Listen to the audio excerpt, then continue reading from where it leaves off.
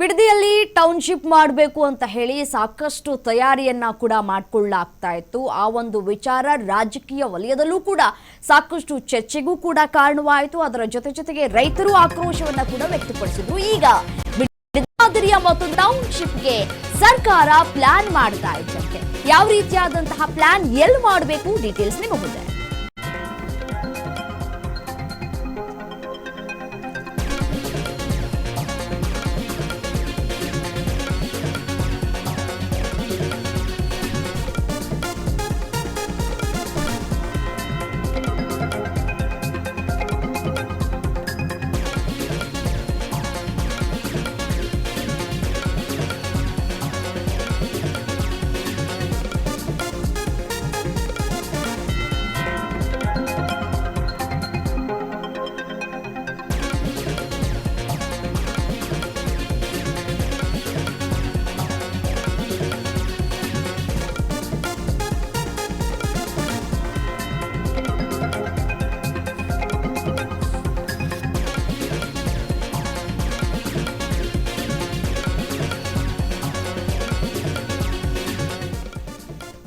ಬಿಡದಿ ಮಾದರಿಯ ಮತ್ತೊಂದು ಟೌನ್ಶಿಪ್ಗೆ ಸರ್ಕಾರ ಪ್ಲಾನ್ ಅನ್ನ ಮಾಡ್ತಾ ಇದೆ.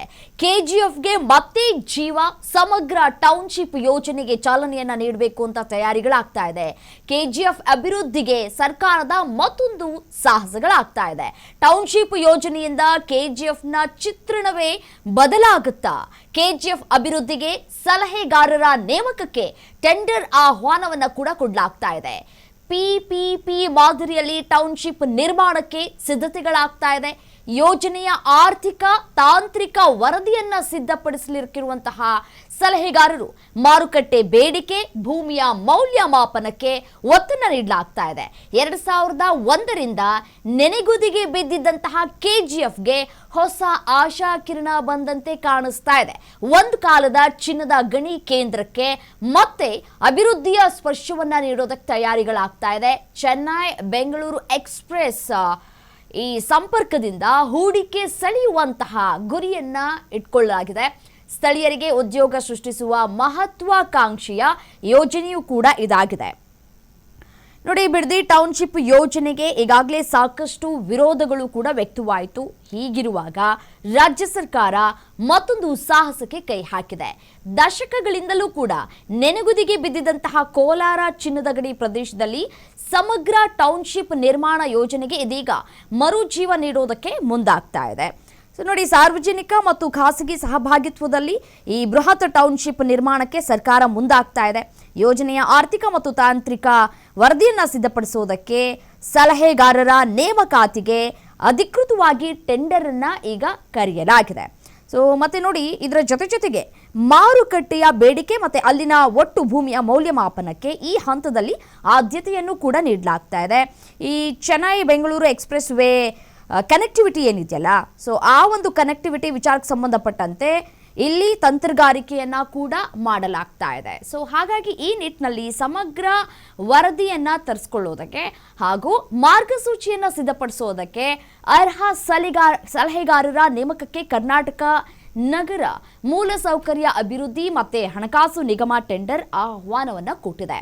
ಆಯ್ಕೆಗೊಳ್ಳುವ ಸಲಹೆಗಾರರು ಕೋಲಾರ ಚಿನ್ನದ ಗಣಿ ಪ್ರದೇಶದಲ್ಲಿ ಸಮಗ್ರ ಟೌನ್ಶಿಪ್ ನಿರ್ಮಾಣ ಯೋಜನೆಯ ಆರ್ಥಿಕತೆ ಸೇರಿದಂತೆ ತಾಂತ್ರಿಕ ಈ ಕಾರ್ಯಗಳು ಏನಿದೆಯಲ್ಲ ಆ ಕಾರ್ಯಗಳ ವರದಿಯನ್ನ ಸಿದ್ಧಪಡಿಸೋದು ಮತ್ತೆ ಮಾರುಕಟ್ಟೆಯ ಬೇಡಿಕೆಯನ್ನ ಪರಿಶೀಲನೆ ಮಾಡುವುದು, ಭೂಮಿಯ ಮೌಲ್ಯ ಹಾಗೂ ಸೂಕ್ತವಾದ ಪಿಪಿಪಿ ಮಾದರಿಯನ್ನ ಸರ್ಕಾರಕ್ಕೆ ಶಿಫಾರಸನ್ನು ಕೂಡ ಮಾಡಲಿಕ್ಕಿದ್ದಾರೆ. ಇದರ ಜೊತೆಗೆ ನೋಡಿ, ಬೆಂಗಳೂರಿನಿಂದ ಸುಮಾರು 100 ಕಿಲೋಮೀಟರ್ ದೂರದಲ್ಲಿ ಇರುವಂತಹ ಕೆಜಿಎಫ್ ಒಂದು ಕಾಲದಲ್ಲಿ ಭಾರತದ ಅತಿ ದೊಡ್ಡ ಚಿನ್ನದ ಗಣಿ ಕೇಂದ್ರ ಬಿಂದು ಕೂಡ ಆಗಿತ್ತು. ಸೊ 2001ರಲ್ಲಿ ಭಾರತ್ ಗೋಲ್ಡ್ ಮೈನ್ಸ್ ಲಿಮಿಟೆಡ್ ಬಂದ್ ಆಗೋದಕ್ಕೂ ಮುನ್ನ ಸುಮಾರು 800 ಟನ್ ಚಿನ್ನವನ್ನ ಉತ್ಪಾದನೆ ಕೂಡ ಮಾಡಲಾಗ್ತಾ ಇತ್ತು. ಆದರೆ ಆ ನಂತರ ಈ ಭಾಗದಲ್ಲಿ ಯಾವುದೇ ರೀತಿಯಾದಂತಹ ಪ್ರಮುಖ ಕೈಗಾರಿಕಾ ಅಭಿವೃದ್ಧಿ ಕಾರ್ಯಗಳು ಆಗ್ತಾ ಇಲ್ಲ, ನಡೀತಾ ಇಲ್ಲ. ಸೊ ಹಾಗಾಗಿ ಇದನ್ನ ಎನ್ಕ್ಯಾಶ್ ಮಾಡ್ಕೊಳ್ಬೇಕು ಅಂತ ಹೇಳಿ ಸರ್ಕಾರ ಈಗ ಮುಂದಾಗ್ತಾ ಇದೆ. ಹೀಗಾಗಿ ಸ್ಥಳೀಯರು ಉದ್ಯೋಗಕ್ಕಾಗಿ ಬೆಂಗಳೂರಿಗೆ ಪ್ರಯಾಣವನ್ನ ಮಾಡ್ತಾ ಇದ್ದಾರೆ. ಸೊ ಹಾಗಾಗಿ ಅಲ್ಲಿಯೇ ನಾವೇನಾದರೂ ಉದ್ಯೋಗವನ್ನು ಸೃಷ್ಟಿ ಮಾಡಿದ್ರೆ ಅಲ್ಲಿಯೇ ಉಪಯೋಗ ಆಗುತ್ತಲ್ಲ, ಅಲ್ಲಿ ಆ ಭಾಗದ ಜನಕ್ಕೆ ಉಪಯೋಗ ಆಗತ್ತೆ ಅನ್ನುವಂತಹ ಒಂದಷ್ಟು ಚಿಂತನೆಯನ್ನು ಕೂಡ ಮಾಡಿದೆ. ಸೊ ಬೆಂಗಳೂರಿಗೆ ಪ್ರಯಾಣಿಸುವ ಅನಿವಾರ್ಯ ಉಂಟಾಗಿತ್ತು, ಈಗಾಗಲೇ ಇದ್ದಾರಲ್ಲ ಬೆಂಗಳೂರಿನಲ್ಲಿ, ಅವರು ವಾಪಸ್ ತಮ್ಮ ಜಿಲ್ಲೆಗೆ ತೆರಳಬಹುದು.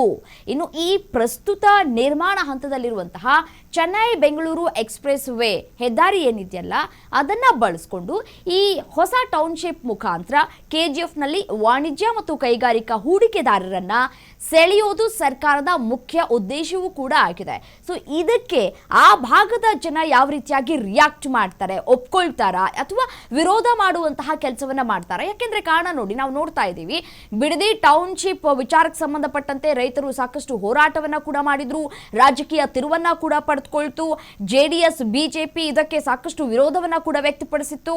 ಸೊ ಹಾಗಾಗಿ ಈ ಭಾಗದ ಜನ ಏನ್ ಹೇಳ್ತಾರೆ ಅನ್ನೋದು ಸದ್ಯಕ್ಕಿರುವಂತಹ ಪ್ರಶ್ನೆ.